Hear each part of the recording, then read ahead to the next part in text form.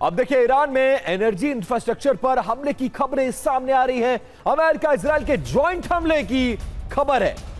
Isfahan में gas reduction station पर हमला किया गया है। खुर्रमशहर प्लांट की पाइपलाइन पर इस हमले को अंजाम दिया गया। ईरान के साइंटिफिक यूसुफ सुबहानी की इस हमले में मौत हो गई है। एक तरफ ट्रंप का यह ऐलान कि हमारा सीज फायर हो गया है, 5 दिन तक हम किसी पावर प्लांट या किसी एनर्जी सेक्टर पर कोई हमला नहीं करेंगे। लेकिन यह देखिए क्या हो रहा है। इस्फहान में इस तरह से गैस रिडक्शन सेंटर पर हमला, और ये ट्रंप के भरोसे को एक बार और तोड़ती हुई नजर आ रही है। यह पूरा हमला एक कार चालक ने ड्राइविंग के दौरान शूट किया।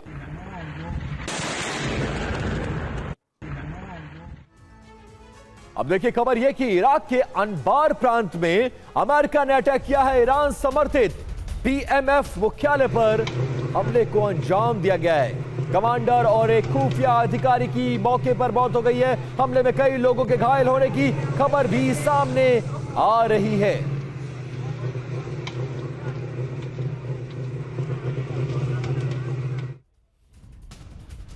और इजराइल के पास डिफेंस सिस्टम मिसाइलों की भारी कमी हो गई है।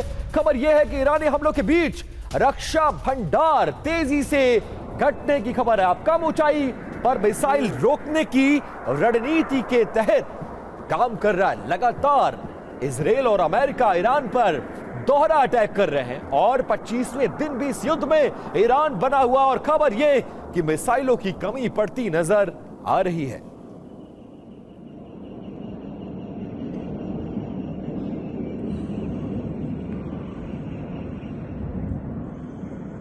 और ये तस्वीरें आपके सामने, इजराइल के पास अब मिसाइलों की कमी होती नजर आ रही है। जंग के 25वें दिन भी ईरान इस युद्ध में बना हुआ और लगातार चुनौती पेश कर रहा है अमेरिका और इजराइल दोनों के लिए। तो ईरान का प्रहार अब और अधिक प्रचंड होता जा रहा है, जबकि इजराइल डिफेंस सिस्टम लगातार दबाव में नजर आ रहा है। देखिए क्या ताजा रिपोर्ट्स के मुताबिक इजराइल के पास डिफेंस मिसाइलों का स्टॉक कम होता जा रहा है। इजराइल की सुरक्षा 3 प्रमुख परतों पर टिकी हुई है। आयरन डोम कम दूरी के रॉकेट और ड्रोन को रोकता है और 470 किलोमीटर तक के खतरों को इंटरसेप्ट कर लेता है। इसके बाद डेविड स्लिंग आता है, जो कि मध्यम दूरी की मिसाइलों को रोकने में ज्यादा और उन्नत बड़े लक्ष्यों को संभालने में सक्षम है। सबसे ऊपर एरो सिस्टम है, जो लंबी दूरी की बैलिस्टिक मिसाइलों को रोकता है और जरूरत पड़ने पर अंतरिक्ष में भी इंटरसेप्शन कर सकता है। इसके बावजूद हालात यह हैं कि कुछ मिसाइलें इन सभी सुरक्षा परतों को पार कर इजराइल के अंदर तक कई शहरों तक पहुंच रही हैं। तेल अवीव, डिमोना और आराद जैसे शहरों पर मिसाइल गिरने की घटनाएं सामने आई हैं। आंकड़े बता रहे हैं कि हर 10 में से लगभग 1 से 2 मिसाइलें डिफेंस सिस्टम को भेदने में सफल हो रही हैं। वहीं रिपोर्ट्स में यह भी कहा गया है कि डेविड स्लिंग और एरो जैसे सिस्टम के स्टॉक में कमी आ रही है, जिसके कारण इजराइल को वैकल्पिक तरीकों के इस्तेमाल का करना पड़ रहा है।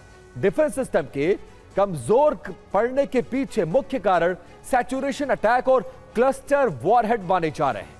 सैचुरेशन अटैक में एक साथ बड़ी संख्या में मिसाइलें दागी जाती हैं, जिससे सिस्टम पर अत्यधिक दबाव पड़ता है और कुछ मिसाइलें बचकर निकल जाती हैं। वहीं क्लस्टर वॉरहेड में एक मिसाइल कई छोटे बमों में टूट जाती है, जिससे इंटरसेप्शन के बाद भी जमीन पर नुकसान संभव हो जाता है।